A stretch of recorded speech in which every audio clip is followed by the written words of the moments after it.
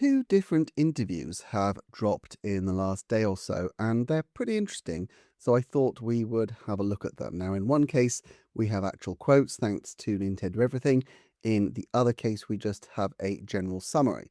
But the first one is from Shigeru Miyamoto, and there are a few different things that he talks about, and I think all of them are worth exploring in their own regards. For one thing, he talks a lot about the potential of new characters. Now, Nintendo and new IP is actually something that I have a video that I'm working on, which will probably be sometime in the next couple of months. But he says, we'll be flexible in that regard, but it's good to create new characters. However, I think we need to be strict in judging whether they'll really work globally. Even during the development of Splatoon, there were times when we thought, if the characters are going to be like this, wouldn't it be better to just use Mario?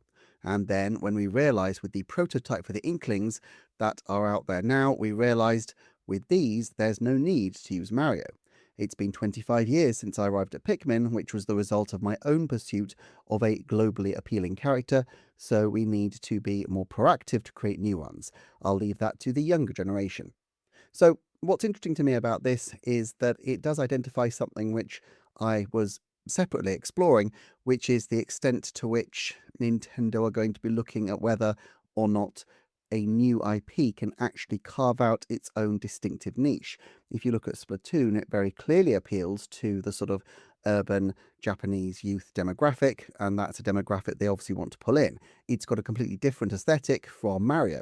Even within Mario, you can see that there are subdivisions of different kinds of genres. So you've got Princess Peach, which is obviously a very different kind of appeal to something like Luigi's Mansion. And so I think Nintendo will want to try to make sure that they have something in a new IP that feels completely distinct from anything else on their block. After all, otherwise they could just reuse one of their existing characters and strengthen that existing brand. On remakes, Miyamoto says some people might say there are a lot of remakes, but after 5 years, a lot of people have outgrown games and stopped playing them. Young people today don't have the opportunity to play games from 10 years ago, so remaking them to be more playable and releasing them again is a good way to meet the demand. Letting people know the original games also leads to future developments, so we've been actively pursuing that recently. And I've got to say, this is one where I have some doubts about his interpretation, simply because, well, a few reasons. First of all, it has never been more possible to access older titles, particularly through Nintendo Switch Online, and so there's no particular reason from that point of view to remake older titles. Also, the idea of titles aging out after 5 years, that was certainly true during the periods when console lifespans were only about 5 to 6 years, but that hasn't been the case in the Switch era and is unlikely to be the case going forward. So again, I'm not particularly sure that this currently applies. Again, I will separately deep dive the remake situation and why I think Nintendo are particularly looking at remakes, but essentially they do provide a lot of opportunity for them to make money, and also there's a lot of potential in creating what are going to be effectively the permanent forms of games that will last for potentially generations to come. The look of the new Star Fox game doesn't feel like something that they're going to be able to substantially improve upon beyond the beyond the next generation, because it just looks pretty awesome in 4K. They could change it completely, but if it's moderately successful, I think they will stick with it and build on it rather than do something different. This might indicate why Star Fox particularly, which was under Miyamoto's wing, seems to have been iterating on the same storyline for so many years, though, and perhaps with different people in charge, we might see a different approach. There's also a section here on the lineup of games, and in particular, a confirmation of something that I had been saying for quite some time, which some people in the comments disagreed with, which is the notion that actually the movie spawned effectively some of the specific games. Now, that's not to say that the games were actually developed purely for the movie, as we'll get to, but Miyamoto's quote here is, "I don't decide everything about the lineup of games, that is, but we did discuss that we have an idea to include Fox in the script for the movie, the Super Mario Galaxy movie, so we definitely want a new Star Fox game." Sometimes things get decided after we've discussed them. We started working on the first Mario movie, the Super Mario Brothers movie, and Princess Peach Showtime around the same time, and we talked about things like, if we have this game, shouldn't Peach be more energetic in the movie too? It was decided early on that Yoshi would appear in the Super Mario Galaxy movie, so we decided to make a Yoshi game, and that's how the development of Yoshi and the Mysterious Book began. It's a case-by-case situation, but I think we'll continue to maintain a good relationship between games and other developments. End quote. Okay, so we're going to come back to Yoshi in particular when we look at the other interview or the quotes that are being translated from the other interview, but particularly with Princess Peach Showtime, I find it quite interesting.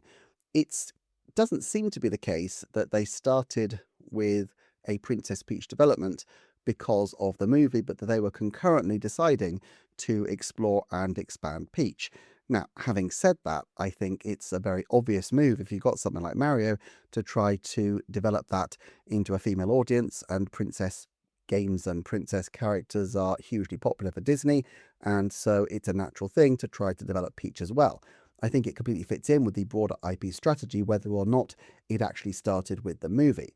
With Star Fox, clearly that was something that was a nudge, and it does slightly lend credence to my suspicion personally that although Illumination are regularly being credited for the inclusion of Star Fox, that there was some element of, shall we say, divine guidance from Miyamoto, just to nudge people towards, oh, let's explore some other things beyond the Mario property. Let's look at something else that's star themed. And of course, Star Fox emerged, and then he has the perfect excuse to say to the top brass at Nintendo today, actually, we need a new Star Fox game. And it just happens to be the case that Illumination, completely of their own volition, have come up with the concept of a new Star Fox game, or a new Star Fox element of the storyline. Perhaps I'm being overly cynical, but I'm not completely sure I buy the idea that the Star Fox Renaissance is purely due to Illumination just happening upon the property because of deep passion for it. I think there probably was a little bit more at play, but either way, it's a good story, and it does help out with the promotion of Star Fox, I suppose. And it does seem that by the quote, we'll continue to maintain a good relationship between games and other developments, well, that suggests that not only will future projects have some kind of symmetry, but also there may be other things that are beyond games, so theme parks and such like, which will feed back and forth between the movies, and that'll be interesting to see. We'll have to wait and see with Zelda whether there are any particular spin-offs that they're looking to develop, but the fact that they have in mind a Princess Peach game at the same time that they started the development of the first Mario movie, and it released reasonably concurrently, makes me think that there is a decent chance that if not for the first film, that the second or third film in their planned trilogy, assuming it happens, could actually have things seeded for the new Zelda game still in development. Now, having said that, they don't tend to confirm the story of the Zelda game until quite late on, and we haven't seen any obvious hints towards a new Mario game in the films, although it may be in retrospect that it becomes obvious that that's what they were doing. But all the same, I do wonder if there will be a greater degree of synchronicity between things that appear in the films and things that appear in the games, not in terms of the storylines flowing from one to the other, but just in terms of little references, little nods, which might become apparent over time. Okay, let's have a look at Miyamoto's thoughts on making a new game, and he says, right now, I'm not really thinking about it, but with Pikmin Bloom, I got involved because I wanted to make it myself, so depending on the theme, if I can do something interesting with it, there might come a time when I want to do it. I have the know-how. Nowadays, if you want to make one game, you have to get 200 people involved, so it's tough. Movers are also big productions, but in those cases, the procedural people are the ones who keep the production running. The producers on set are really busy though. I don't really have anything specific in mind. I would be happy if I could start a movement where everybody and their dog joins in, but there's nothing that I feel I'm going to see through to the end. My family is telling me, isn't it about time you stopped? But he also says, the feeling of I hope we can keep going fits perfectly. On set, we say things like, I wouldn't be surprising if I collapse tomorrow, so make sure you're okay. I just hope we can keep going without any problems. So, obviously, Miyamoto is at an age where he might consider his retirement, but equally, we've seen this kind of commentary before, and I think it's just probably mainly a good-natured joke that he wants to make sure that there is continuity and that people don't rely on him, but also that he's not overly taxed, but still gets to involve himself in anything that he wants to do. It's not a major surprise that he's no longer interested in developing games primarily, but we do know that he does have credits on a few recent titles, including some surprising ones like F-Zero 99, which suggests that he does kibitz and advise from time to time. Now, I think another interesting quote here is this business of me's. And what's interesting is his perspective here, where he says, what's interesting is that Westerners really put a lot of effort into creating their me's. In the past, it was said that me's weren't necessarily designed to suit the faces of Westerners, so I'm happy about this. I think it would be really interesting if this wasn't limited to Pikmin Bloom, but could be linked with Nintendo accounts and we could collect hundreds of millions of me's. Me's use very little memory. Nintendo is a company that is very particular about how to achieve the maximum effect with as little memory as possible. Normally, an avatar can easily take up several megabytes, but Mii's are made up of only a few hundred bytes. This compact design started with the specification of wanting to fit dozens of people into a Wii controller, and with this, even if we had hundreds of millions of them, they would probably all fit into that small amount of memory. Wouldn't it be interesting if, in the future, Mii characters were attached to personal IDs all over the world? I can't help but wonder if that'll ever happen. I've been talking about something that sounds like a trade secret, but this is the kind of thing that should be spread around. Thinking about things like this make every day fun. Okay, so I don't necessarily know that anything will come of this, and although it's an interesting observation that the Westerners apparently put a lot of effort into the Mii's, I'm not sure if that's anything where there's an objective evidence base or just his impression that they were more successful than he might have expected. It is something where Nintendo could potentially do more, but of course there's also the risk that there are privacy concerns if everybody's Nintendo accounts have Mii's and they get leaked and they resemble in any way people's likenesses, I suppose. As far as I can remember, there are Mii's attached to most of these accounts, so it doesn't seem like a million miles out from what Nintendo are currently doing, but I guess that they will continue to see some use of the Mii characters as and when it is appropriate. Okay, so those are the Miyamoto sections that we've got, and the next section we're looking at is much shorter because it doesn't actually have any original translations, but it is a translation of a Nintendo Dream article which was used as the basis for this summary, and this was summarized on Nintendo Patents on social media, and it says that Takashi Tezuka was involved with development during the initial phase of Yoshi and the Mysterious Book, but due to work on Super Mario Bros. Wonder, he had to step away, causing Hisashi Nagami to take over as producer. And of course, I did note back when we looked at the credits a couple of weeks ago that Nagami was indeed taking over that particular role. And my speculation was that perhaps this was to do with some of the key people who were previously involved with Yoshi actually being now more closely assigned to the EPT5 group. So I'm specifically thinking of Kenta Usui, who has been the level designer on Yoshi since the very beginning. He was the course designer on the 1995 original, and he was the level design director for Yoshi and the Mysterious Book, but more recently has been a game designer on both Splatoon 3 and the expansion pass. And therefore, it would have made sense if he had good relationships with EPT5, that Nagami, who more closely works with EPT5, would therefore take over as the producer. And perhaps this was the logic, but in any event, it's striking that Tezuka seems to have been scaling down his involvement. Again, I do have a recent video which goes into the way that Nintendo's more senior developers gradually step back in terms of their involvement. And obviously Tezuka is now past 65, so it wouldn't be a surprise if there are other things that are causing him to step away besides simply that he has Super Mario Wonder to contend with, although that was obviously a very major development priority. My suspicion in the context of this with the commentary from Miyamoto is that while they might at one point have thought of having Yoshi a little bit earlier, once they made the decision that Yoshi would not appear in the first film, they clearly pivoted and made the decision that they could really hold off and focus on Yoshi a little bit further on. Now, there's another element here that is the fact that the game was originally planned for the Switch, but changed to Switch 2 during development. So we've got to kind of think of that timeline that does that work. Princess Peach Showtime was released in 2024, quite early in 2024, but it should be noted that Good Feel had been theoretically working on that game for quite a long time. Now, they did their own independent project, Bakaru, but they've got a separate department for that.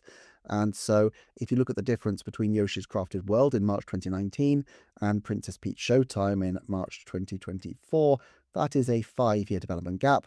And then, of course, we've had just over 2 years since that for Yoshi and the Mysterious Book to launch.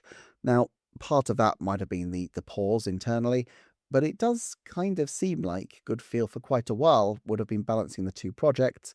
Perhaps they had Princess Peach Showtime ready quite a bit earlier and essentially held it for the window of the film. I suppose if Super Mario Bros. Wonder hadn't been able to make its 2023 window, then it would have been the perfect game to launch that holiday because it linked to a character from the film, and so she would have been someone who could have got a bit of a push by being in the holiday window. Instead, of course, had Super Mario Bros. Wonder, which sold very well.